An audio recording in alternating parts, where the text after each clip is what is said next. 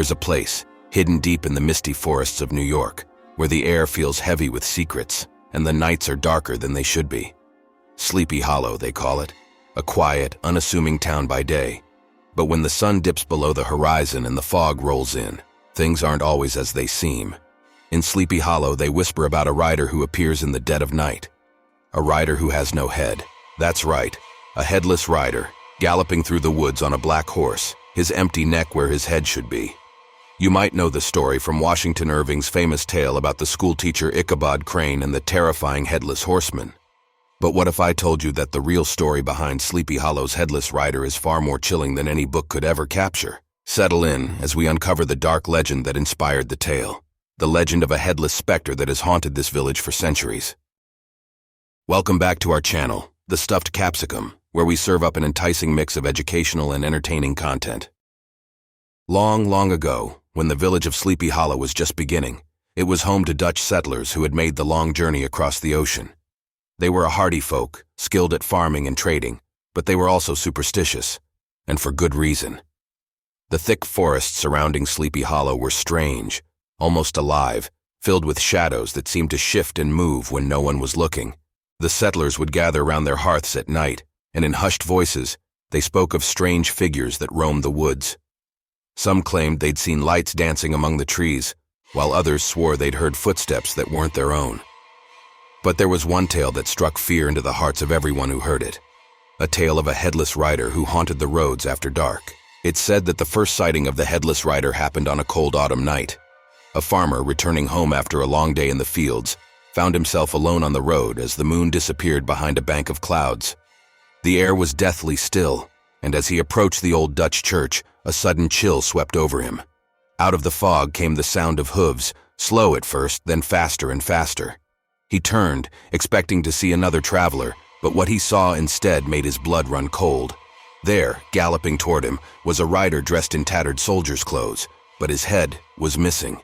Where there should have been a face, there was only a jagged stump. The farmer's heart pounded in his chest as the rider drew closer and closer, but just when he thought he'd be trampled, the ghostly figure vanished into thin air, leaving only the echo of hooves behind. From that night on, the villagers knew that Sleepy Hollow was no ordinary place. As the years passed, more and more people reported seeing the headless rider. But who was he? Some said he was the ghost of a Native American warrior, cursed to roam the land for eternity. Others believed he was a spirit from the old world, brought over by the settlers. But the story that stuck, the one that chilled the bones of even the bravest souls, was that the rider was the ghost of a Hessian soldier from the Revolutionary War. During the war, the British had hired mercenaries from Germany, Hessian soldiers known for their ruthlessness in battle. One such soldier was stationed near Sleepy Hollow, and in the heat of a bloody skirmish, a cannonball struck him down, severing his head from his body. His comrades, desperate and afraid, buried him in the cemetery by the old Dutch church, but they never found his head. And so the story goes, the headless Hessian rose from his grave, cursed to wander the roads of Sleepy Hollow, searching for his lost head. Those who encountered him described the same thing, a rider dressed in a faded old uniform, his neck a bloody stump, and his steed as black as night. He was said to chase anyone who crossed his path, his empty neck flailing in the wind as he galloped after them. Many who saw him never spoke of it again, but those who did were left with a sense of dread that lingered long after the encounter. It was as if the rider had left something behind, a part of his curse that clung to those unlucky enough to glimpse him. The years passed, but the stories of the Headless Horseman never faded. In fact, they grew. Travelers passing through the area spoke of being chased by a headless figure late at night, always near the old Dutch church. They would feel the cold wind at their backs, hear the thunder of hooves behind them, and then, just as they thought they'd be overtaken, nothing. The rider would vanish, as suddenly as he had appeared, leaving only fear in his wake. Even those who hadn't seen him themselves knew someone who had. It became the sort of tale passed down from parents to children, each generation adding a new twist. The Dutch settlers, steeped in superstition, fully believed that the headless rider was real. And even those who didn't want to believe couldn't deny the strange things that happened on those misty roads after dark. For the people of Sleepy Hollow, the headless rider wasn't just a ghost story. He was a part of their lives, a specter that could appear at any moment. No one dared to walk the roads near the old Dutch church after nightfall. It was said that if you did, the Headless Horseman would come for you. And once he set his sights on you, there was no escape. It wasn't until the early 19th century that the story of the Headless Horseman became famous, thanks to a man named Washington Irving. Irving was a writer, and when he visited Sleepy Hollow, he was fascinated by the tales the locals told. The eerie atmosphere of the place, with its mist-covered hills and ancient trees, seemed like the perfect setting for a ghost story. And so, he penned The Legend of Sleepy Hollow, a tale about a schoolteacher named Ichabod Crane and his terrifying encounter with the Headless Horseman. In Irving's story, the horseman was a Hessian soldier, just as the locals had always said. But he added his own twists, like the rivalry between Ichabod Crane and the brash Brom Bones, and the mysterious events that led to Crane's disappearance after his fateful encounter with the rider. Though the story was fiction, Irving's vivid descriptions of the ghostly figure with his decapitated neck and his relentless pursuit struck a chord with readers. Soon, the legend of the Headless Horseman spread far beyond Sleepy Hollow. But for those who lived in the town, the horseman was more than just a character in a story. They knew he was real, and they continued to fear the dark roads and misty woods long after Irving's tale was published.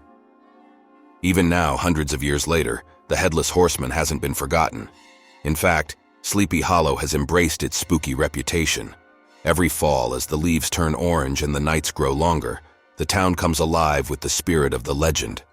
Visitors come from far and wide to walk the same roads where the horseman was said to ride. Lantern tours lead them through the cemetery, past the old Dutch church, where the Hessian is believed to have been buried. But while some come for the thrill of a good scare, others come because they know, deep down, that the legend isn't just a story. They know that on certain nights when the moon is hidden and the fog is thick, the sound of hooves can still be heard on the lonely roads. And if you're unlucky enough to be out there when it happens, you might just find yourself face to face with the Headless Horseman. So the next time you find yourself in Sleepy Hollow, remember this. If you hear the gallop of hooves behind you, don't look back. No one who's seen the Headless Horseman has ever lived to tell the tale. As you lie there, warm in your bed, think about this. What is it about the Headless Rider that makes him so unforgettable? Is it the fear of what we can't see? The idea that something so terrifying could be lurking in the shadows just out of sight? Or maybe it's the idea of a restless spirit doomed to wander forever, searching for something it will never find. One thing is for sure, whether or not you believe in the Headless Horseman, his legend lives on. And who knows, perhaps he's out there even now waiting for his next ride. Sleep tight, if you can. And that brings us to the end of another captivating journey with the stuffed capsicum. Thank you so much for joining us today and being a part of our global community of knowledge seekers. Remember to hit that subscribe button and turn on the notification bell so you never miss any of our exciting videos filled with fascinating facts, surprising discoveries, and a touch of AI magic. Stay stuffed with knowledge by exploring our diverse playlists, and be sure to share your favorite videos with friends and family. We appreciate your support and can't wait to continue serving up a delectable mix of educational and entertaining content. Until next time, stay curious, stay informed, and keep those stuffed capsicums of wonder rolling. Hey, Capsicum crew. I hope you're enjoying our content as much as we love creating it for you. But here's the thing. Making these videos takes a lot of time, love, and resources. From the research to editing, every bit of support helps us keep going. And we want to keep growing and delivering even more exciting content for you. That's where you come in. We've set up a Ko-Fi page where you can support the channel by donating, and every little bit helps. Whether it's a one-time contribution or something small regularly, it goes a long way in helping us create more content and keep the channel thriving. Plus, you'll be directly contributing to the next big video you see here. If you love what we're doing and want to be a part of the journey, you can find us at ko-fi.com with the handle at the stuffed capsicum, or the link is in the bio. Your support means the world to us, and we couldn't do it without you. Thanks for watching, supporting, and being part of the Stuffed Capsicum family. Let's keep exploring, learning, and having fun together.